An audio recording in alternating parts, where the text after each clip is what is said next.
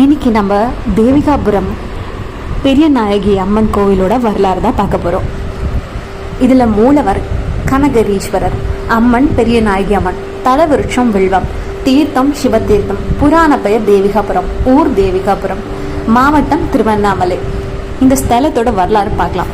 ஒருமுறை பிரிங்கி முனிவர் சக்தியை விட்டுட்டு சிவனை மட்டும் வண்டு ரூபத்தில் வந்து தரிசித்தது காரணமாக சக்தி கோபம் அடைஞ்சு சிவனோட ஒரு பாதி தான் கலக்கணும் அப்படின்னு சொல்லி கோரிக்கை வச்சாங்க.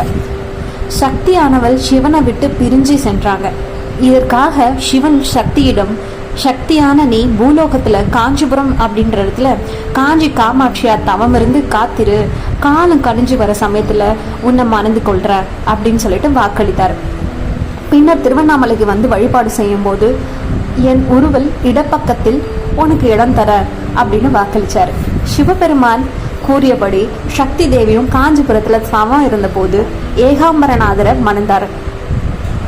அடுத்ததாக தேவி திருவண்ணாமலைக்கு செல்லும் வழியில தேவிகாபுரத்துல ஒரு மண்டபத்துல கனகரீஸ்வரரை வணங்கி தவம் இருந்தாங்க. இதனால தான் இந்த தலம் தேவிகாபுரம் அப்படின்னு பெயரை பெற்றிருக்கு. இங்கிருந்து திருவண்ணாமலைக்கு போயிட்டு சிவன் இடது பக்கத்தை பெற்றதா புராண கதை கூறுது.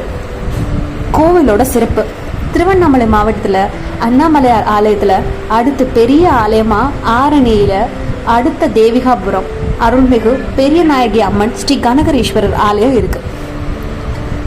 கனகரீஸ்வரரோட மலையில உச்சியில சுயம்பு மூர்த்தியா காட்சியளித்தார். அம்பாள் ஆலயத்துக்கு பின்புறமா தென்மேற்கு பகுதியில 500 அடி உயரத்துல கனககிரி அப்படின்ற பெயரை கொண்ட மலையில உச்சியில ஈசன் அமைஞ்சிருக்காங்க.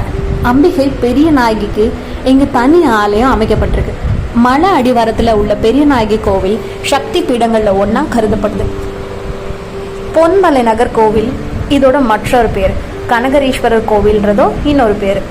கடல் மட்டத்துல இருந்து 500 அடி உயரத்துல அமைஞ்சிருக்கு. சுமார் 1000 ஆண்டுகளுக்கு முன்பு சோழ பேரரசால கட்டப்பட்டது. அதற்கு பின் 15ஆம் நூற்றாண்டுல விஜயநகர பேரரசால விரிவாக்கப்பட்டது. அம்பாள் ஆலயத்தோட பின்புறம் தென்மேற்குல சிறிது தொலைவுல 500 அடி உயரம், 5 கிலோமீட்டர் சுற்றளவும் 302 படிகளையும் கொண்ட கனகாச்சலம் அல்லது கனககிரி அப்படின்னு பெயருடைய மலையில அமைந்திருக்கார். இந்த உச்சியில சுவாமி சுயம்பு மூர்த்தியா எழுந்தருளிருக்கார். சுவாமியோட திருநாமம் கனகரீஸ்வரர் அல்லது பொன்மலைநாதர் அப்படின்னு அழைக்கப்படுறாங்க. வேடன் ஒருவன் கிழங்கு அகழ்ந்து எடுப்பதற்காக மலை உச்சியில இரும்பு கருவியை கொண்டு தோண்டிய போது குபீர்னு ரத்தம் கொப்பளிச்சுதான். அதை மேலும் தோண்டிய போது அழகிய சிவலிங்கத்தை திருமேனிய தெரிய வந்தது. அன்று முதல் மக்கள் அந்த சிவலிங்கத்துக்கு அபிஷேகம் செய்து வந்தாங்க. காயம் ஏற்பட்டதனோட காரணமா வெந்நீர்ல அபிஷேகம் செய்யறது தான் வழக்கம். அது இன்னி வரைக்கும் மலை மேல இருக்கிற இறைவனுக்கு வெந்நீர் அபிஷேகம் தான் செய்யப்படுது. சுயம்பு திருமேனி மிகவும் அரிய சிறிய அளவில் கண்ணுக்கு தெரியும். இதோட பக்கத்திலேயே காசி விஸ்வநாதர் லிங்கம் பிரதிஷ்டை செய்யப்பட்டு காலங்காலமா பூஜைகள் நடந்து வருது. இந்த வேடன் கதை செவி வழி கதை தான்.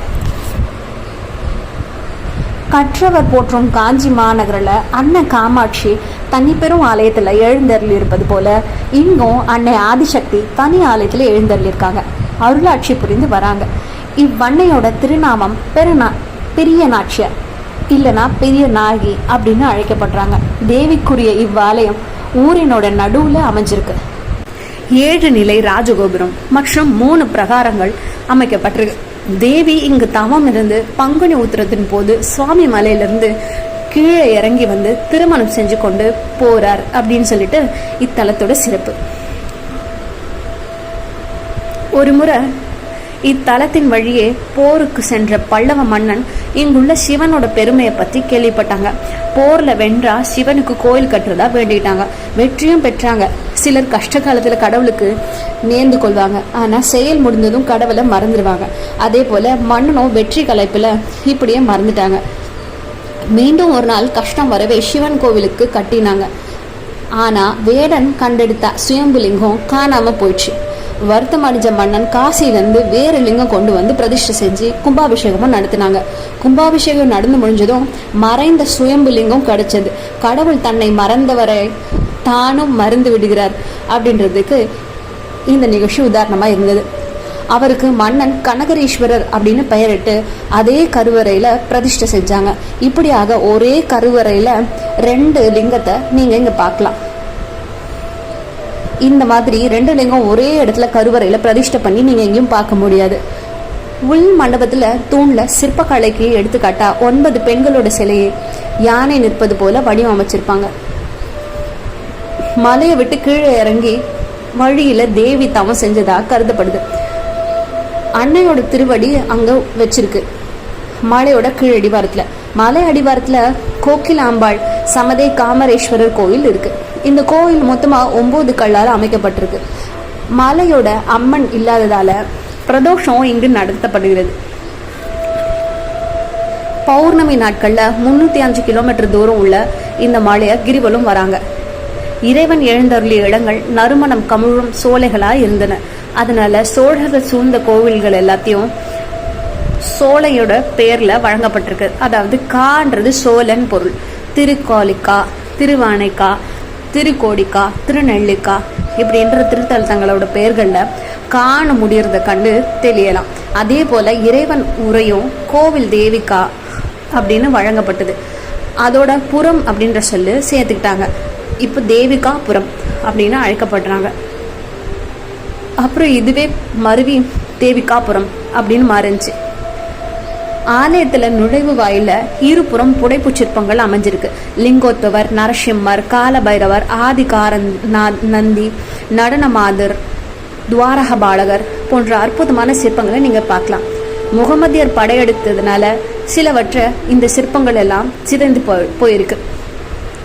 இங்க திருவிழா பங்குனி உத்திர பெருவிழா பங்குனி மாதம் கிருத்திகையுடன் கூடிய பஞ்சமி திதியில கொடியேற்றி அன்னைக்கு முதல்ல 10 நாளைக்கு நடைபெறும். 10வது நாள் உத்திரதன்று விழா முடிவடையும். அன்னைக்கு கொடி இறக்கப்படும். இவ்விழாவில் நாள்தோறும் பஞ்சமூர்த்திகளும் மலைக்கு சென்று வரும் காட்சி மிகவும் சிறப்புடையதா இருக்கும்.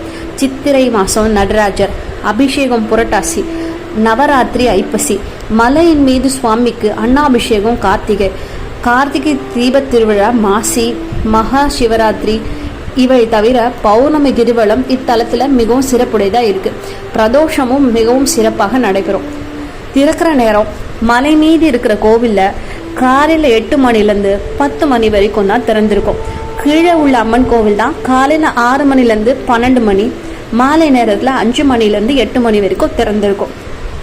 முகவரி: அருள்மிகு கனகரீஸ்வரர் திருக்கோயில், தேவிகாபுரம், 606 902, திருவண்ணாமலை மாவட்டம். அமைந்திருக்கிற இடம் திருவண்ணாமலையிலிருந்து ஆரணி செல்லும் பஸ்ல 50 கிலோமீட்டர் கடந்தா தேவிகாபுரத்தை அடையலாம். பஸ் ஸ்டாப்ல இருந்து கொஞ்ச தூரம் நடந்து வந்தாலே கோவில் இருக்கு. காஞ்சி, செய்யார், ஆரணி வழியாகவும், விழுப்புரம், செஞ்சி, சேத்பட் வழியாகவும், வேலூர், போலூர் வழியாக தேவிகாபுரத்துக்கு பேருந்து வசதி இருக்கு. நீங்களும் இந்த அம்மன் கோவிலையும் பெரிய நாயகி அம்மனையும் ஈஸ்வரனையும் பார்த்து மகிழ்ச்சி பெறுங்க. நன்றி.